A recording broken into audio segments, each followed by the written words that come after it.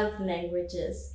Are you enjoying just experiencing God's presence in so many different areas this week? I know I'm enjoying it. And so today we're going to focus on acts of service.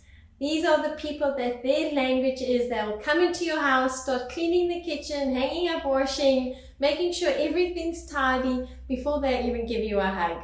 And if you don't understand this language, you can get highly offended, but actually they're just speaking a different language. And what I love about this is that Jesus demonstrated this so clearly. If you think of the Gospels, what was Jesus doing all the time? He was doing acts of service. Right until the very last night when he was about to go for the biggest acts of service in terms of dying for us, he chose to wash his disciples' feet. He chose to love on them, to actually do something for them. I know Peter completely freaked out, but Jesus said, I'm going to wash your feet.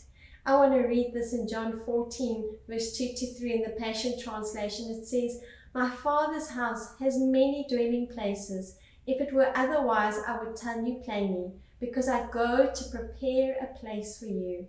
And when everything is ready, I will come back and take you to myself, so that you will be where I am. Isn't that so beautiful? That even right now, Jesus is doing acts of service for us, that he's preparing a place for us. And when he's ready, he's coming to fetch us.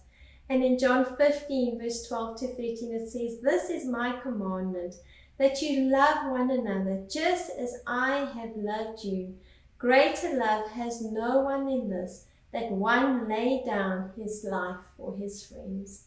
Jesus chose to lay his life down for us, the greatest act of service a person can do.